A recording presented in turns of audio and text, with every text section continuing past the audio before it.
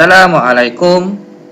Hari ini bersama dengan Cikgu Zam di BioTube, kita akan sambung bab 3 tingkatan 5 iaitu koordinasi dan gerak balas. Topik hari ini sambungan bahagian yang kelima iaitu peranan sistem saraf dalam manusia. Berikut merupakan hasil pembelajaran yang seharusnya dicapai oleh setiap pelajar di akhir sesi pembelajaran ini. Okay guys, hari ini kita akan belajar tentang penyakit yang berkaitan dengan sistem saraf. Kita dah belajar tentang sistem saraf. Kita refresh sedikit iaitu adanya sistem saraf pusat, adanya sistem saraf periferik. Jadi penyakit berkaitan sistem saraf adalah penyakit yang memberikan kesan terhadap dua sistem ini. Yang pertama adalah Alzheimer. Alzheimer ini adalah sejenis penyakit neurologi. Kesan bagi penyakit Alzheimer adalah akan menyebabkan pesakit tersebut hilang ingatan, namun tidaklah hilang ingatan sekaligus. Dia hilang ingatan yang beransur-ansur dan kemerosotan dari segi pemikiran. Dia tak boleh berfikir dengan betul dan dia akan efek kepada tingkah lakunya. Siapa yang boleh mengalami Alzheimer adalah kebiasaannya warga tua, dan Alzheimer ini boleh diwarisi daripada satu generasi ke generasi.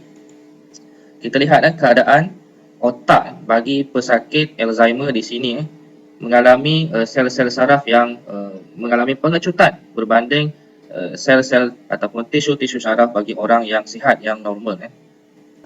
Apakah simptom-simptom yang dikaitkan dengan Alzheimer? Yang pertama, penyakit yang mengalami Alzheimer akan mengalami kekurangan kepintaran.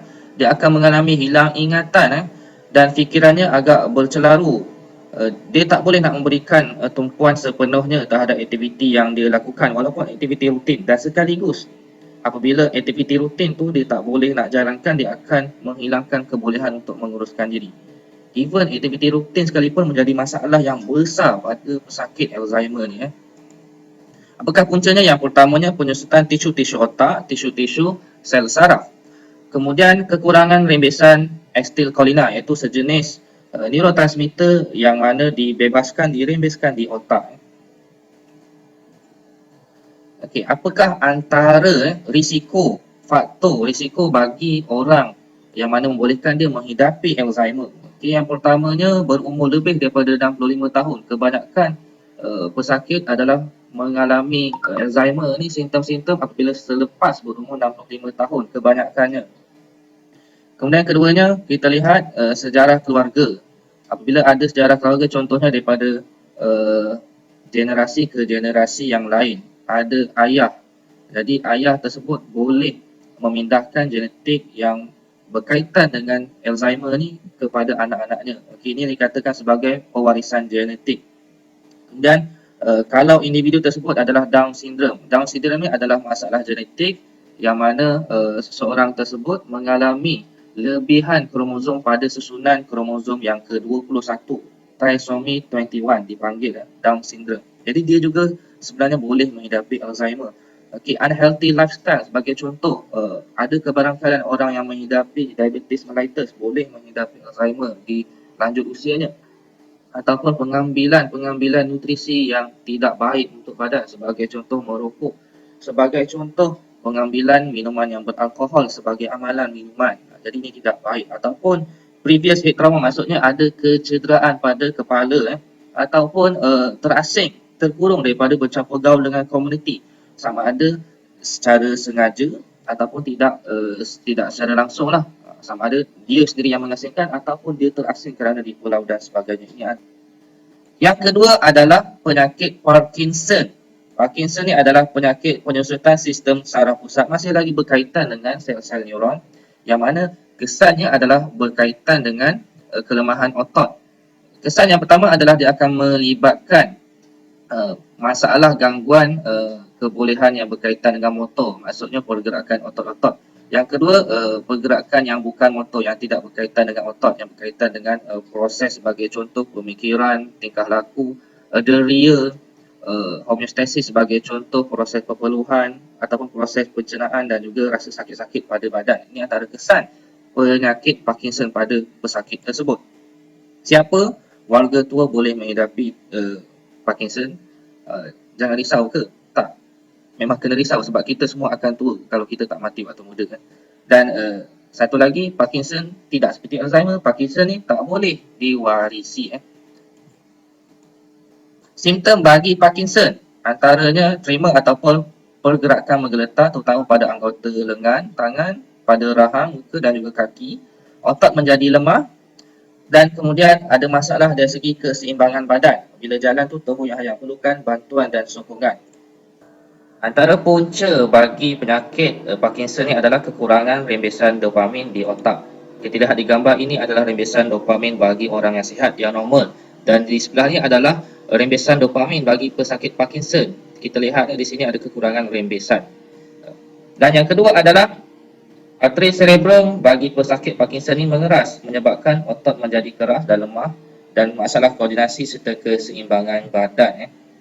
Apabila otak cerebrum mengeras, dia ada masalah dari segi peredaran darah dan sekaligus kesannya adalah pergerakan otot menjadi seperti macam bergegar-gegar ataupun menggeletar. Dan ini antara risiko yang boleh terjadi bagi pesakit yang Parkinson. Penyakit-penyakit yang selain daripada disebutkan adalah antaranya yang berkaitan dengan sistem saraf, autism. Penyakit autism ni adalah menyebabkan seseorang individu tersebut dia ada masalah dari segi komunikasi, kesukaran komunikasi. Kalau orang nak panggil budak yang mengalami masalah pembelajaran autism ni, kena panggil berulang-ulang kali supaya dapat perhatian. Kerana apa? Dan masalah perkembangan saraf dalam otak pesakit tersebut. Kemudian penyakit ALS ataupun amyotrophic lateral sclerosis. Okey, ini adalah penyakit yang disebabkan oleh kematian neuron motor. Neuron motor ni neuron yang mengawal sistem pergerakan badan kita, otot-otot kita, contoh mengunyah, berjalan dan bertutur. Orang yang ALS ni mengalami masalah nak kunyah makanan, tak boleh nak berjalan dan juga bertutur. Pertuturannya tak jelas. Penyakit seterusnya adalah penyakit ADHD, penyakit otak yang menyebabkan seorang individu tersebut menjadi hyperaktif dan sekaligus dia tak boleh nak memberikan tumpuan pada satu perkara dalam tempoh masa yang lama dan dia akan mudah jadi bosan. Dan yang terakhir, bukan terakhir, yang seterusnya iaitu sklerosis berganda ataupun MS, multiple sclerosis. Ini adalah penyakit yang masih lagi dalam kajian. Sebenarnya penyakit progresif yang muncul akibat sistem keimmunan yang tak normal. Sistem keimmunan yang akan serang sistem saraf terutama pada salur myelin dekat otak dan juga saraf tunjang. So kesannya adalah impas saraf tak boleh dipindahkan daripada otak sama ada masuk ke otak ataupun keluar daripada otak ke sistem saraf periferi dan lain-lain. Antara yang paling basic penyakit MS ni, sklerosis berganda ni paling basic, rasa kebas, paling ringan. Tapi dia ada lagi peringkat-peringkat yang severe lah. Antaranya dia akan jadi pingatan berganda dan kabur-kabur. Tu antara yang dah ni lah. Banyak lagi berkaitan dengan sklerosis berganda ni, dia akan memberikan efek terhadap pelbagai sistem. Dia bergantung pada sistem saraf bahagian mana yang terjejas tersebut. Okay, dan seterusnya adalah cerebral palsy, lumpuh otak. Okay. Ingat tak Muhammad Rizwan Muhammad Fauzi, mana dia adalah tokoh atlet Paralimpik negara. Dia adalah sebenarnya pengidap cerebral palsy. Itu tokoh hebat. Dia mengharumkan negara di Sukan Olimpik Rio. Dia menang pingat emas pada larian dia. Okay, lumpuh otak disebabkan oleh kerosakan otak sebelum ataupun selepas. Maksudnya dia boleh berlaku di dalam kehamilan tersebut ataupun selepas bayi tersebut lahir.